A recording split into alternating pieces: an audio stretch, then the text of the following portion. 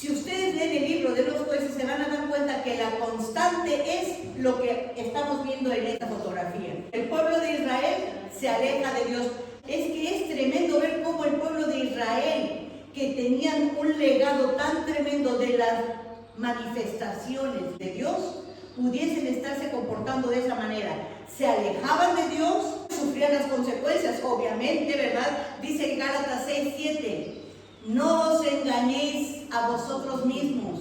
Dios no puede ser burlado.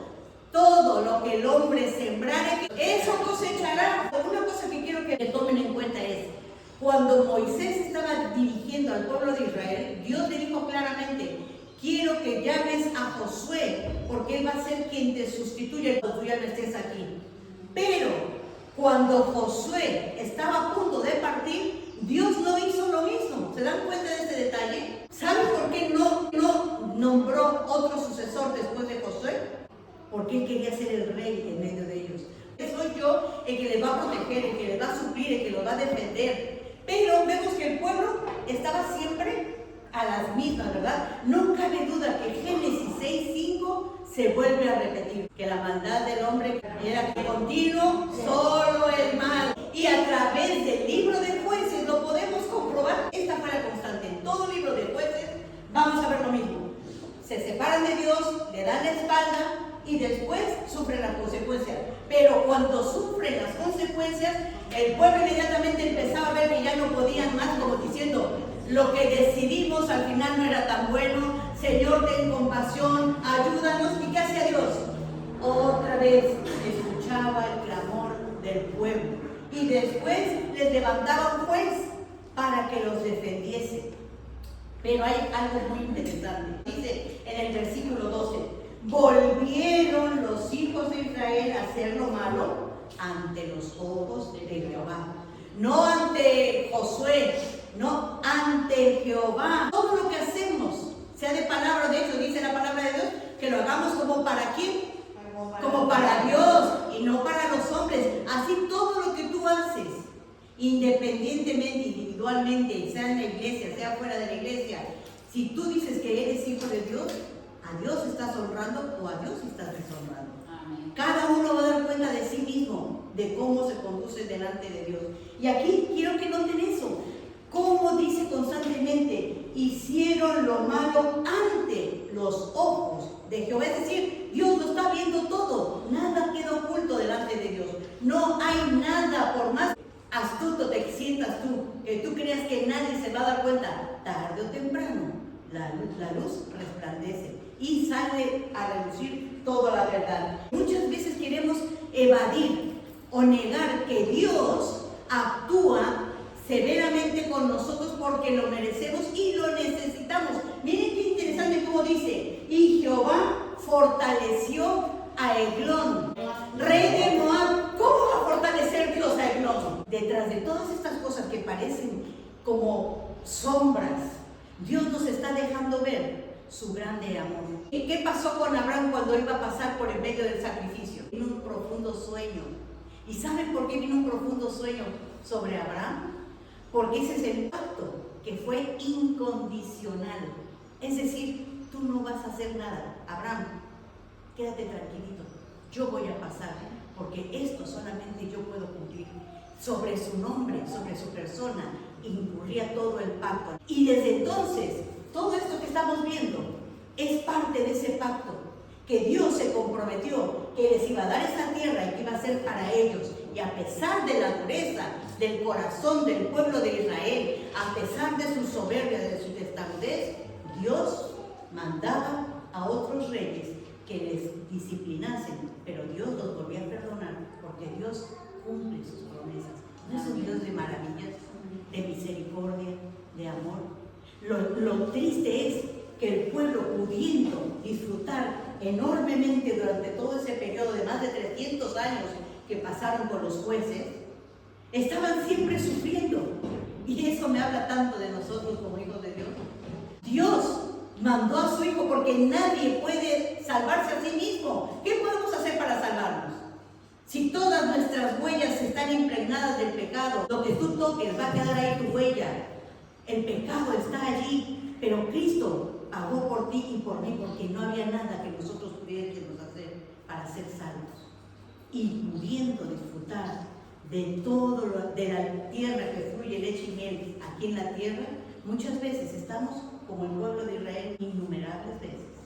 El grande mal que sufría el pueblo de Israel era la idolatría. Y nosotros estamos conscientes de eso, cómo estaba rodeado Israel de tantos pueblos paganos, de cuántas deidades.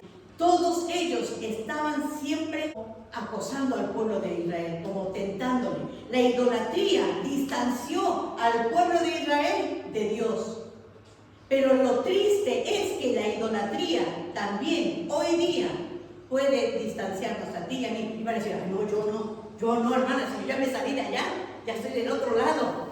Pero vuelvo a repetirles, no nos durmamos en nuestros laureles. Muchas veces creemos que la idolatría son esas estatuas de yeso, de piedra, esas imágenes. Y no, porque hoy día nosotros tenemos también muchas estatuas, muchos ídolos que se están colando constantemente. Y esa misma idolatría, camuflada, disfrazada, sigue siendo una tentación para todos los hijos de Dios, por muy consagrados que nos creamos.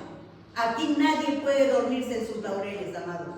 Por eso hemos visto tantos ejemplos que nos da la palabra de Dios. Por eso la palabra misma nos exhorta, el que crea, estar firme, ya, cante aleluya, ya se salvó, ¿verdad? Ya somos salvos, sí, somos salvos, pero tenemos que cuidar nuestra santidad, de cuidar nuestras vestiduras blancas, que no lleguemos con mancha, con arruga. Dios quiere una iglesia limpia, pura, sin mancha, y ese es nuestro trabajo. Y no nos damos cuenta que estamos en gran peligro de caer en la idolatría. Y mientras digo esto, quiero que reflexionemos. Si hay algo más importante en tu vida que Dios, eso es idolatría.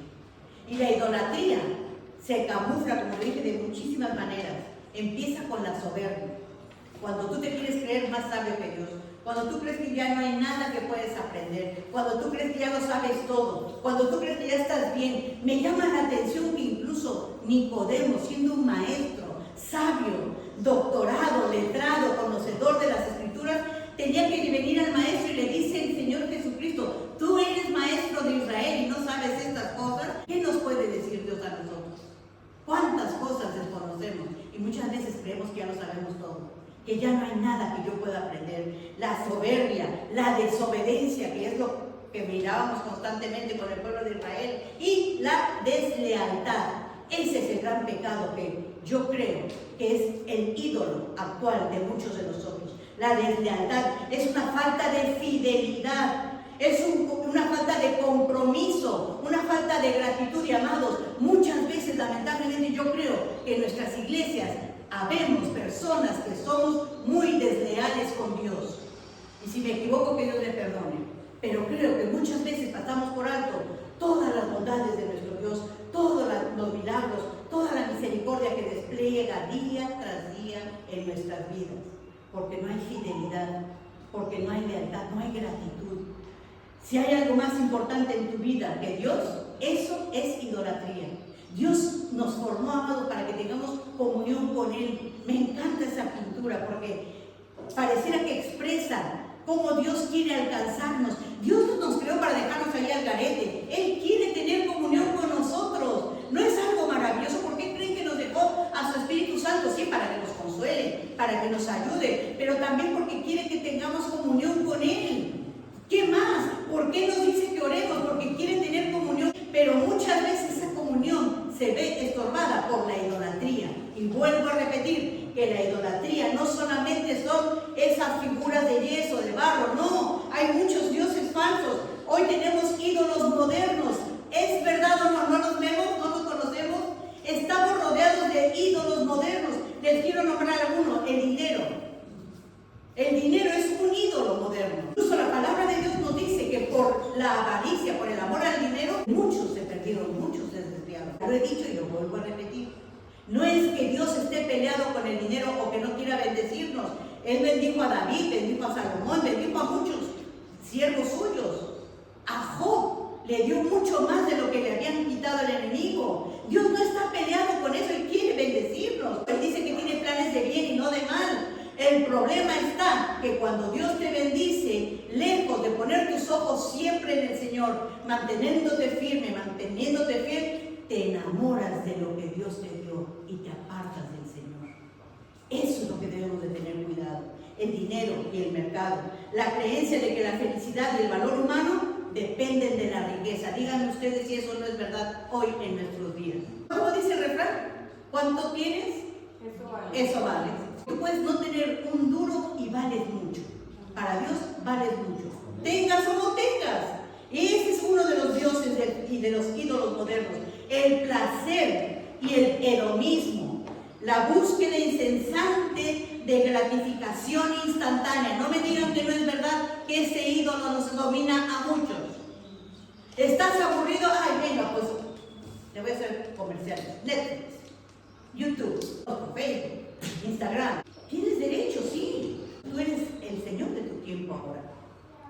¿A quién estás vendiendo tu tiempo? ¿Quién te gobierna? Si es más importante en tu vida, eso es un ídolo y está apartándose de Dios. Igual que lo hizo con el pueblo de Israel. ¿Se dan cuenta cómo estamos rodeados? Incluso yo busqué la palabra porque sinceramente suena muy rara. Yo no sé cuántos lo conocen. Hedonismo. El placer es el bien supremo. Que me satisfaga. Que me haga sentir bien. Eso es lo que va buscando el hombre hoy día. El placer como el bien supremo. El objetivo central de la vida es que yo esté satisfecho, que yo me complazca. ¿Están entendiendo? Y díganme si no nos ponen todo a la mano.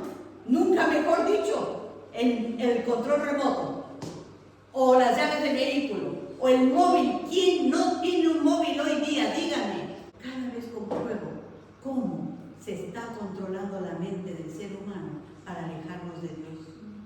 ¿Sabían ustedes que por tanta tecnología que usamos, el móvil, la tablet, el ordenador, lo que tengas en casa, que eso nos va entumeciendo nuestra capacidad de pensar? Incluso me llamó la atención de que las canciones populares hoy en día ya no tienen una poesía. Ustedes oyen las canciones antiguas que eran una poesía, llevaban una historia. Ahora, si se dan cuenta, son unas 4 líneas que se repiten constantemente. ¿Saben por qué? Para que no pensemos. Incluso se ha comprobado que a los alumnos en los institutos ya no tienen la capacidad de retener para leer, ya no tienen esa retentiva, no pueden comprender. Y por eso ahora, ¿qué creen? Ya están quitando las tablets de los institutos. Están entorpeciendo el cerebro de las personas. No piensan, no son capaces. Incluso aquí, yo me sorprendo, yo lucho, ustedes no se dan cuenta, pero tengo que luchar. No crean que me gusta salir, no crean que quiero que me vean los zapatos, no.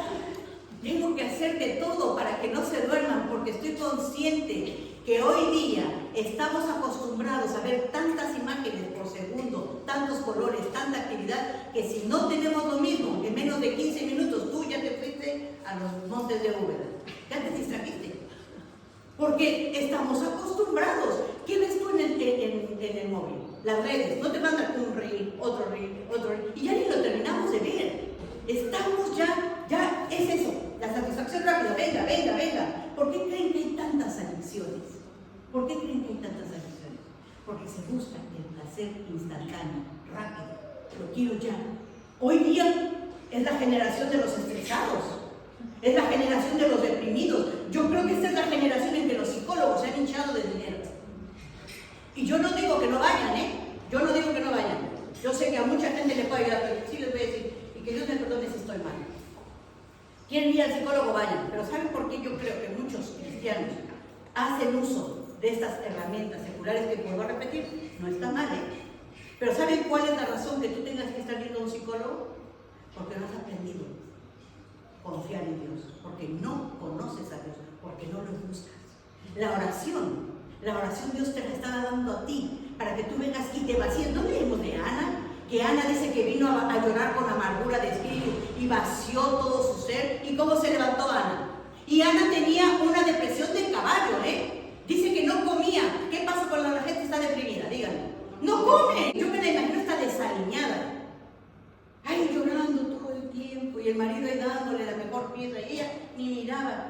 No pasa así con la gente deprimida. Puede estar bendecida y no lo ven. Pero Dios, sí, Dios allí está. Pero yo estoy aquí, yo quiero otra cosa. Como el de Israel dejaron a Dios y buscaron sus propios medios para salir adelante. Busca a Dios, que puedas entender que este libro que tú tienes en tus manos es la palabra de Dios. ¿Tú te crees realmente que esto es palabra de Dios? Amén. ¿Y por qué no lo escuchas? ¿Por qué no lo escuchas? ¿Cuántos salmos? Dígame un salmo que diga hable de confianza. Encomienda a Jehová tu camino. Confía en Él y Él hará. Amén. Lamentablemente no lo sabemos, pero lo hacemos. Creo que la primera parte es la única que hacemos, ¿verdad? Encomienda. Sí, Señor, te pido, Pero la segunda, confía en Él. Confía, espera. Dios va a actuar. Espera. Cuando Dios le dice a Abraham que tenía que hacer el pacto de la circuncisión y le dice, yo te voy a dar un hijo y no va a ser de Agar. Quiero que el heredero sea de ti y de Sara. Así que ahora, para sellar ese pacto, circuncida a todo tu pueblo. Y dice que el primero que circuncidó fue a Ismael. ¿Cuántos años tenía Ismael en ese momento? 13 años, es decir, Abraham todavía llevaba 13 años esperando ese hijo. ¿Cuánto tiempo yo estoy esperando la respuesta de Dios a tu oración? Encomienda a Jehová tu camino. Confía en Él. ¿Cuánto? 1, 2, 3, 15, no sé, 50. lo que haga falta. Amén. Pero lo que tú quieras hacer, tú lo harás. Porque a lo que Dios hace, nadie lo puede estorbar. Confía en Él y Él hará. Lo que pasa es que muchas veces Dios no hace porque tú no confías. Tú se lo encomiendas y dices, pero te voy a ayudar, espérate, porque si no te tardas. No somos así. Otro de los ídolos, la fama, la imagen. Yo me sorprendo, de verdad, yo creo que son unos maestros los jóvenes hoy con las selfies. ¿Qué especialidad hay hoy? Yo veo personas que van en la calle y se están tomando selfies y veo que no van ni preocupados por caerse. El yo, el ego, es una idolatría en la que se ha estado cayendo que no nos damos cuenta y lo creemos una moda, Son los ídolos modernos. El poder y la política los engrandecemos, nos hacemos seguidores de hombres.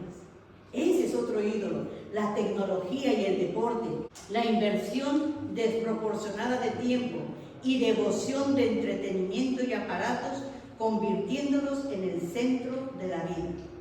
¿Habrá alguien aquí que se pueda identificar con alguno o más de esos ídolos modernos? 12 jueces le levantó el Señor al pueblo de Israel. 12. Con 3 yo creo que ya hubiera bastado, ¿no crees?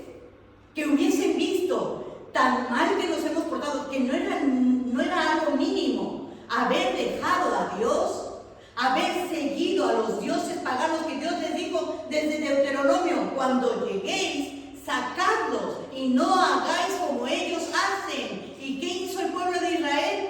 Ir tras el Baal, ir tras todos los dioses paganos que estaban en esas naciones, dejando a su Dios una y otra y otra y otra vez. Fueron 12 jueces, pero fueron 322 años en que el pueblo estuvo haciendo lo mismo. Qué triste, ¿verdad? 300 y pico de años haciendo lo mismo. El pueblo quería ser como los demás. ¿Tú quieres ser como los demás también?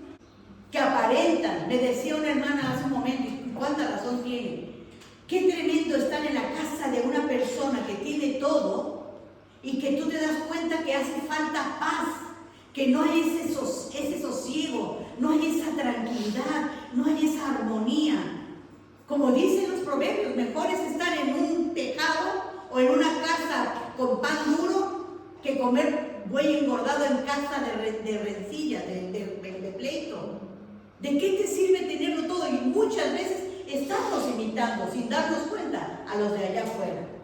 No vamos muy lejos, con cosas superfluas, con las marcas. Ahora queremos vestirnos de marca para que me vean cómo. Y no sabemos ni lo que se esconde detrás de las marcas, ¿verdad? O muchos sí lo saben, pero nos da igual. Que nos vean que somos de la clase social que es pudiente. Llevas el sello, el ADN de Cristo. Amén. De eso tú te deberías de jactar. Eso te debería de completar. Eso te debería de dar satisfacción. Y eso te debería de detenerte, de quererte comparar o querer imitar a los de allá afuera. Ni siquiera desear lo que ellos tienen. Porque tú tienes más estando en Cristo. Pero nos queremos parecer a ellos. El pueblo de Israel una y otra vez estuvieron buscando sus propios caminos. Y Dios, como decimos, en su misericordia les levantó jueces. El primer juez que les levantó, ¿quién fue? Otoniel. ¿Qué significa Otoniel? El león de Dios. ¿Quién es el león de la tribu de Judá? Cristo. ¿Saben cómo obtuvo su esposa Otoniel? Cuando iban a la guerra, dijo Caleb: el que venza a nuestros enemigos, yo le voy a dar a mi hija como esposa. ¿Y quién se la llevó? Otoniel. ¿Quién viene a pelear por su esposa, por la novia? Cristo. ¿Se están dando cuenta? Otoniel es un hijo de nuestro Señor Jesucristo que pelea por su esposa, el león de la tribu de Judá, el único capaz de abrir los sellos. ¿Se dan cuenta cuánta riqueza hay aquí? Este es uno de los jueces que el Señor levantó. Pero hoy quiero que nos centremos en el segundo juez de Israel. El segundo juez de Israel se llamaba Ahod. Ahod era zurdo, lo leímos hace un momento, espero que se haya quedado con la historia. Era zurdo. Y lo que a mí me llama la atención es que dice que Ahod, deducimos, porque no dice nada más que por iniciativa propia, se fabricó, se hizo un puñal de doble filo. Ya van viendo para dónde nos lleva esto, ¿verdad? Él solo, porque le habían mandado una encomienda. Como pueblo subyugado por el pueblo enemigo, tenían que llevar los impuestos, las cosechas, y le encomendaron que llevase los presentes. Y ahora, antes de irse, se hizo su puñal de doble filo. ¿Qué dice Hebreos 4:12? La palabra de Dios es como espada de doble filo. Amén. ¿Qué llevas tú cuando vas a un lugar peligroso, a una tarea difícil? Cuando sales cada día, ¿qué llevas para defenderte? La espada de doble filo. Esa debe estar contigo siempre. Nunca te debe de faltar. Como decía mi esposo, hay que tener el hacha siempre afilada. ¿Cuándo te va a salir un endemoniado? ¿Tú sabes cuándo te va a salir? ¿Ya hizo cita contigo? Digo, oye, te espero a las 4 ahí en la esquina. ¿Cuándo te va a salir una situación difícil en la que tú vas a tener que tomar la autoridad en el nombre de Jesús? ¿Tú lo sabes? No. Debes estar preparado como Ahod, con tu espada de doble filo. Ahod cumplió, llevó la encomienda, llegó con el rey Eglón, les dejó todos los regalos. Cuando Ahod ya iba de regreso a su ciudad, llegó hasta donde estaban los ídolos. Eso para mí es tremendo, porque yo me pongo a pensar, ¿qué pasaría por la mente de Ahod al ver los ídolos? Y aquí yo quiero transmitirles un mensaje. Todos nuestros sentidos tienen una función importante. Pablo nos dice que nuestros miembros sean presentados a Dios como instrumentos de justicia y no para el pecado. Y yo creo que Ahod aquí está cumpliendo esa función. Dice que llegó hasta donde estaban los ídolos y se regresó. Nadie le dijo que lo hiciera. Nadie le dio un plano y le dijeron, mira, esta es la estrategia de guerra. Fue él. Él mandó a todos sus hermanos que iban con él con toda la encomienda. Cuando llegó a los ídolos, se regresó. Llega con el rey Eglón y le dice, rey, tengo una palabra de Dios para ti. Yo no sé qué pensaría el rey Eglón. Habrá pensado, aquí me va a traer algo. Y dice, espérate, no hables. Vámonos para mi sala. Ahí en privado me dices.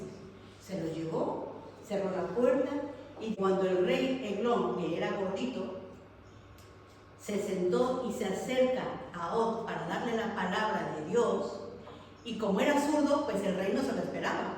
Se sacó la espada que se le había puesto del lado derecho, con el puñal, y se lo clavó. Y se lo clavó tan profundo que no salió, como lo acabamos de ver. Y ahí murió. Qué tremendo, ¿verdad? Cómo este hombre tenía esa resolución. Yo creo que cuando pensó que iba a ir, él iba con esa arma de doble filo para protegerse. Pero cuando llegó y vio a todos esos ídolos, yo creo que dijo él, no más esclavitud. Aquí se acabó, no más esclavo, como cantamos. Ya no soy esclavo del temor, yo soy hijo de Dios. Qué hermoso. Yo quisiera que tú te quedes con esa mentalidad de que así como Ahod vio a los ídolos, le hizo pensar en la vida de esclavitud que tenían. Y así yo quiero que pienses en aquellas cosas que hoy son una atadura para tu vida y te determines, Señor, no quiero ser más esclavo. Rompe los grillos que me están atando. Dice Colosenses 3:5, considerad los miembros de vuestro cuerpo terrenal como muertos a la fornicación fornicación, a la impureza, las pasiones, los malos deseos, la avaricia, que es idolatría. Esos son los ídolos modernos de los que les estaba hablando. Imagínense cada uno de esos pecados como un ídolo, y llegando a Odín, mirándolos y dijo: no, yo hasta aquí voy a acabar con eso, no quiero más. Es lo que tú y yo tenemos que hacer. Ponle nombre a lo que te está persiguiendo, ponle nombre a lo que te está acosando, a lo que te tiene esclavizado al pecado. Ponle nombre y determínate. Dar la vuelta, que es volverte a Cristo. Un giro, ¿qué decimos que es arrepentirse? Un giro de 180 grados, es decir, iba yo para allá, iba y veo los ídolos. No, yo no quiero más eso. Quiero libertad, amén. Quiero libertad, quiero bendición en Cristo. Así que voy a dar muerte a todas esas cosas que me están atando, no a las personas, a los pecados. Acuérdense que no tenemos lucha contra carne y sangre, ¿eh? Recuerden eso, por favor, no vayan a hacer ahí, vayan a matar al perro que ladra todas las noches. No me malentiendan. Son los pecados que te están ahí atosigando, que te están esclavizando. Pero lo curioso es que Pablo nos diga que nosotros debemos de considerar nuestros miembros como muertos ante todas esas cosas. ¿Por qué? Porque todos los sentidos que tú tienes, los 5 sentidos, tienen una función especial. ¿Ustedes qué creen que causó en Ahod el haber visto ahí esos ídolos? ¿Qué pudo haber causado? Temor de Dios, para empezar. Segundo, se le iluminó la mente, qué sé yo, y inmediatamente sus miembros se movieron para tomar una determinación y acabar. ¿Por qué? Porque todos nuestros sentidos están conectados. Por eso me preocupa. ¿Qué miras tú? ¿Qué miras? ¿Qué son las páginas que tú frecuentas? ¿Qué tipo de películas? ¿Qué tipo de programas? Cada uno debe ser maduro. La palabra de Dios dice que cada uno va a dar cuenta de sí mismo de lo que hemos hecho, sea bueno o sea malo.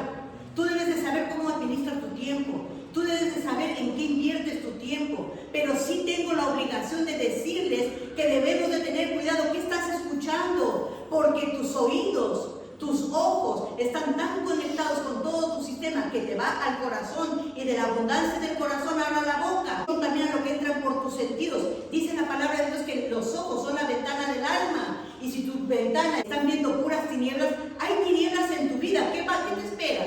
¿Qué reacciones crees que tus miembros físicos van a tener? No te van a llevar a la iglesia. Es más, es lo que menos quieres hacer. Cuando tú estás ahí viendo películas que no te edifican, y no estoy diciendo que sea malo, allá ustedes, yo también veo películas, pero yo escojo qué veo. ¿Qué quiero decir, amados? Que estemos alertas. Todo me es lícito, ¿no es verdad? ¿No dice así Pablo? ¿Pero qué dice? No todo me conviene, amados. Se los digo por vuestro bien, se los digo por vuestro bien. Mientras más tú buscas de Dios, mientras más te llenes de Dios, mientras más veas de Dios, más fuerte va a ser tu fe, más fortaleza vas a tener para decirle no al pecado, para buscar a Dios, para consagrarte al Señor. Por eso les estoy diciendo esas cosas, no porque quiero tener aquí legalismos, no, lejos esté de mí, no. Pero quiero que aprendamos a identificar que así como el pueblo de Israel estaba rodeado de tanta maldad, así tú y yo también, y nos contaminamos. Es como los virus cuando alguien estornuda, a que cuando alguien estornuda o tose, te tapas y te vas y quieres correr, ¿no es verdad? Pero cuando ves a alguien pecar, no, ¿verdad? Ahí sí te juntas. Y sabes que anda mal esa persona, y sabes que lo que hace es malo, pero ahí sigues, te sientes inmune al pecado. Ten cuidado, el que cree estar firme, mire que no caiga. Las malas conversaciones, ¿qué dice la palabra? Las buenas costumbres, la costumbre de orar, la costumbre de leer, la costumbre de ayunar, la costumbre de congregarte. Las malas amistades. Ten cuidado, tus amistades, lo que escuchas, lo que ves. Nosotros somos siempre influenciados. Todo nuestro cuerpo está perfectamente conectado. Todo lo que entra por tus ojos, por tus oídos, va a tu cerebro, y tu cerebro da la orden para ejecutarse. Por eso dice Pablo, considere los miembros muertos al pecado. Tú tienes esa autoridad, amado. Tú tienes esa autoridad cuando tú te saturas de la palabra del Señor, cuando tú buscas su presencia. Pero hay algo con lo que yo quiero que nos quedemos en esta mañana. Es que aparte de que Ahod se preparó su espada de doble filo, cuando mató al rey Eglón, dice que hizo algo tremendo, y eso es lo que yo quiero que hagas tú.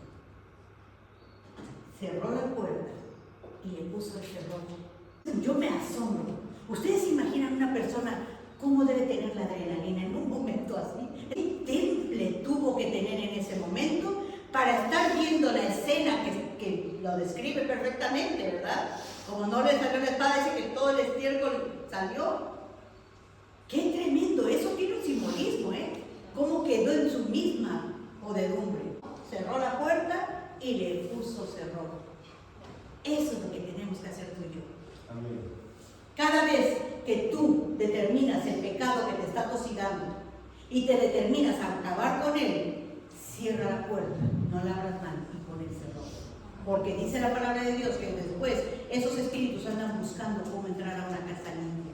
Y tú debes de asegurarte que tu puerta esté bien cerrada. ¡Qué tremendo! Cuando llegaron los siervos de Eglón, dice que vieron la puerta cerrada y dijeron, pues estará descansando. ¿Se dan cuenta? Para mí esas son esas hordas del enemigo que no pueden entrar porque esa puerta está cerrada. Ciérrala, ciérrala. Si ya la cerraste, no la vuelvas a abrir en el nombre de Jesús. Yo sé que te vas a sentir tentado, que vas a añorar porque lamentablemente tenemos esos registros, pero tienes que cerrar toda esa puerta y tienes que ponerle el cerrojo. Pídele al Señor, por favor, Señor, sella esa puerta que estoy cerrando yo. Séllala tú con tu poder, con tu Espíritu Santo, que no se vuelva a abrir. Amén. Vemos que cuando Débora se levantó, hubo quienes no quisieron ir. ¿Cómo esta mujer levantada por Dios se va con Barak, y Barak que va a ir como a regañadientes, ¿verdad? Pero bueno, menos mal fue, que eso me encanta, aunque sea regañadientes, pero que vayan. Cuando ella está yendo a pelear, unos no quisieron ir con Débora y se quedaron, algunas tribus. Dice en el versículo 15, caudillos también de Isaacar fueron con Débora. Hubo grandes resoluciones del corazón. Aquí empieza lo bueno, dice, ¿por qué te quedaste entre los rediles para oír los balidos de los rebaños entre las familias de Rubén? Es decir, dijeron, no, aquí nos quedamos cuidando las ovejitas, vayan ustedes. No fueron a pelear. Y después sigue y dice, hubo grandes propósitos del corazón. Versículo 17, Galaad se quedó al otro lado del Jordán. Y Dan, ¿por qué se estuvo junto a las naves? Se mantuvo a ser a la ribera del mar y se quedó en sus puertas. El pueblo de Zabulón expuso su vida a la muerte y Neftalí en las alturas del campo. ¿Se dan cuenta? Unos expusieron su vida a la muerte, pero otros no. Otros se quedaron del otro lado del charco, otros cuidando ahí la puerta, otros ahí en el puerto, cuidando las naves. Que nada te distraiga.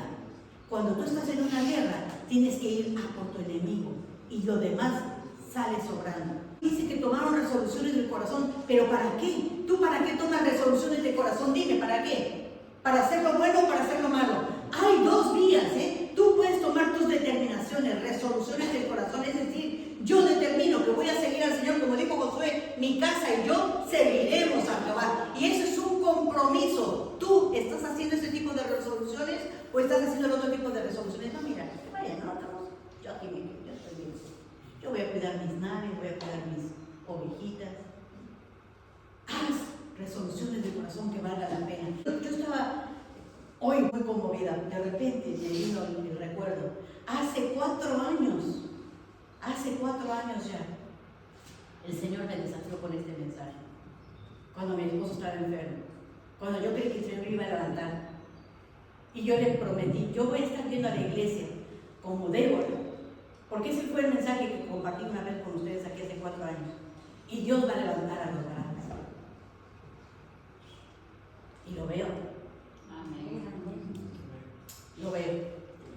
Sigue levantando Baraks, gracias a Dios por cada uno. Sigue levantando Jaeles.